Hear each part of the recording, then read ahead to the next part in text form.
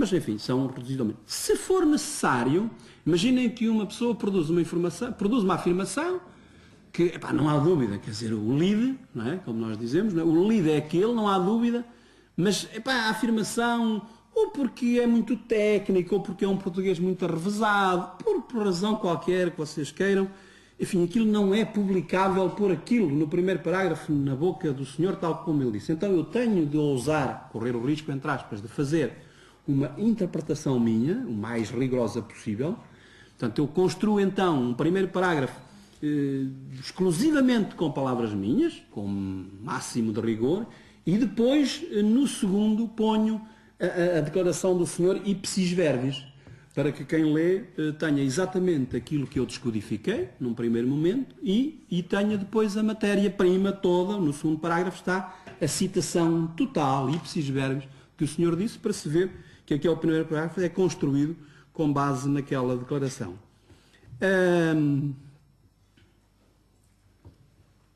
Só falar-lhes aqui de uma coisa, que era para vocês não dizerem que eu sou mentiroso, que é um librito recente de um senhor que foi diretor adjunto do Jornal Notícias, Fernando Martins, de uma coleção aqui de Coimbra, da Minerva. E provedor, não é? Exato, foi provedor do JN durante anos. E só para atribuir isto, ele conta aqui um episódio, cita aqui um professor norte-americano, só para vocês verem a questão dos adjetivos, que em agência são de facto muito complicados, porque estamos a qualificar. E depois, como vendemos o serviço a uma panóplia de clientes, com orientações diversas, quer dizer, é elementar que não se adjetive. E então, aqui um excertozinho, Neil Koppel, professor norte-americano da Universidade de Lincoln, que dedicou muitos anos da sua vida ao estudo e ao ensino do estilo jornalístico, jubilou-se em 1991, ficou conhecido como um radical adversário da utilização dos adjetivos em notícias. E dá exemplos. Dizer que uma mesa é grande, que um homem é gordo ou que está muito calor, tem o valor dos inúmeros padrões de tamanho, volume ou temperatura. O muito quente para um esquimó é com grande probabilidade muito frio para um habitante do Bornéu, quase vizinho do Equador. E esta disparidade conceptual não existe se, como qualificativos, usarmos os substantivos. E só eles. A mesa é claramente definida pelas suas 3 dimensões, fica-se com uma ideia quase perfeita do gordo, se especificarmos o seu peso e a altura, e no que diz respeito à temperatura, o seu valor nas escalas Celsius ou Fahrenheit não tem alternativa nos adjetivos. Pronto.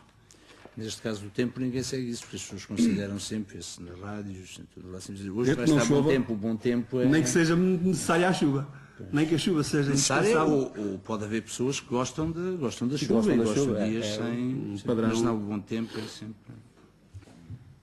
E pronto, eu calava-me por aqui, na expectativa de que venha de alguma pergunta e a gente possa tornar isto mais interessante. Quem quiser fazer perguntas pode inscrever-se, põe o dedo no ar. Diz o teu nome e o ano, já agora? Sim, do terceiro ano.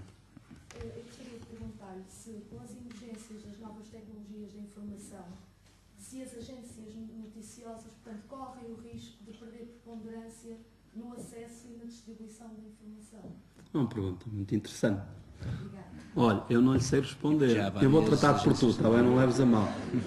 Olha, eu não te sei responder. Eu sei-te dizer que, sei lá, há 10 anos eu era diretor da Lusa e discutíamos isso. Discutia-se isso. Desde logo porque sabíamos que grandes agências, nomeadamente a EF, a Espanhola e a France Press, as agências não aderiram com muito entusiasmo, na fase inicial de difusão pela internet, não aderiram à internet, dizer assim, vamos lá pôr tudo. Eu acho que não. Eu acho que a resposta à tua pergunta é não. Agora, isso depende de como as agências se comportarem. É assim, eu tenho um conceito de agência muito, muito meu, não quer dizer que é único, não. Mas, por exemplo, vou cometer esta indelicadezazinha, a senhora que hoje é a diretora da Lusa, foi minha subordinada noutros tempos, e temos, por exemplo, eu e ela, só para dar este exemplo, temos conceitos bastante afastados do que é o papel de uma agência, de como é que uma agência se posiciona. Porque eu acho que a agência é um meio como outro qualquer, salvaguardadas aquelas características que eu, enfim, procurei balizar. Porque depois, digamos, menorizar a agência, ou enfim, amputá-la, dizendo, e tal, porque não existe para isto, não existe para aquilo. Isso não é verdade. A agência existe para tudo, para dar boas notícias, e boas são aquelas que são de interesse público. E, portanto, a resposta à tua pergunta é assim, desde que as agências cumpram verdadeiramente o seu papel, e cumprir o seu papel aqui é que vem a história que nos divide, os fundamentalistas dizem, a agência é uma agência de notícias. Portanto, os fundamentalistas, eles chamar-me-ão a mim fundamentalista de outra coisa. Portanto, os meus opositores nestes conceitos acham que a agência é uma coisa muito tipo dama e tal, da classe média alta, aristocrata, que põe uma coisa e tal, e é para aquilo. E eu não, eu acho que é para ir a todas, no bom sentido. E, portanto, eles dizem, não, isto é uma agência de notícias, que é para afastar logo um conjunto de coisas que podem dar chatices e não sei o quê. Não. De facto, a agência por vocação faz fundamentalmente notícias, mas uma agência não tem coisas de opinião, mas pode fazer dossiês, os tais dossiês, com investigação, pode e deve, pode fazer reportagens, e pode fazer entrevistas quando elas são pertinentes. E, portanto, a resposta à tua pergunta é esta, desculpa lá, não é linear, mas é assim, desde que uma agência faça bem aquilo que tem para fazer, tem que ser. É como tudo no mercado. Desde que a gente faça bem aquilo que é expectável que façamos, andamos sempre na crista de onda. Se não fizermos, enfim, corremos o risco. Mas a tua questão tem uma outra coisa engraçada, que é, por exemplo, a questão dos blogs, hoje muito na moda. Eu ouvi falar pela primeira vez nisso, sou-lhes franco, há 14 anos, a um senhor chamado Joaquim Letria, vale a verdade, que o mérito é dele. Não se falava em blogs na internet, atenção.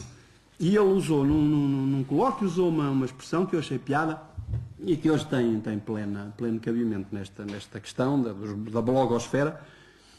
No fundo, ele usou a expressão, e ficou-me no ouvido por causa da expressão que ele usou. Ele comparou, digamos, o exercício do jornalismo por profissionais, nenhum tipo aqui de elitismo, mas, enfim, um chefe, que ainda hoje é meu chefe, com quem eu aprendi muita coisa, e que dizia que se ser jornalista implica ser elitista, então eu sou elitista. Quer dizer, não tem de implicar, mas se implicar, vamos assumir as coisas como elas são. E ser elitista é ser elitista no sentido, enfim, de ter uma fasquia, é só nisso, não é? Porque, como imaginam, não é uma profissão em que um jornalista se deva dar ao luxo de não falar com o bardador da rua, antes pelo contrário. Mas, para concluir, o Letria falava de um conceito engraçado que ele comparava os jornalistas profissionais, digamos assim, à tripulação do avião e os outros os passageiros. E a certa altura os papéis eram miscíveis. O que se passou um pouco na blogosfera é um pouco isso, embora, por exemplo, estudos recentes, como terão visto, dizem que, por exemplo, os blogs é a coisa menos lida na internet. Não vamos por aí, isso agora não interessa. O que interessa é, e então, que se quiserem perder tempo sobre este assunto em concreto, tem aqui uma coisa muito interessante, de um sociólogo francês chamado Dominique Volton, que conhecem com certeza. Este livrinho, eu não tenho comissão nas vendas, mas atrevo-me a sugerir, tem aqui respostas para muitas dessas coisas, pensar a comunicação, e há um outro, com esta mesma capa, também dele, e que se chama E Depois da Internet? Ponto de interrogação. E, portanto, tem lá muitas respostas para muitas questões, mas o papel só para concluir a resposta à tua pergunta, o papel, perdoem-me a modéstia, o papel do jornalista como mediador técnico de mediação de informação é, a meu ver, um papel insubstituível, desde que seja corretamente exercido. De resto, aqui ele próprio fornece aqui uma coisa para isto, só para lhes dizer, por exemplo, há aqui uma citação dele, que vem agora assim como sopa e mel. Quanto mais eficaz é a comunicação técnica, diz ele, mais vimos a descobrir o que a separa da comunicação humana, que é o mundo em que estamos hoje. Portanto, às vezes vocês, é um fartote de rirem. Olha, ainda ontem vi um comunicado de uma juventude partidária, que não vou-vos dizer qual é, que era um churrilho de asneiras e um churrilho de palavrões, ajuda-me, Diniz, como é que se diz?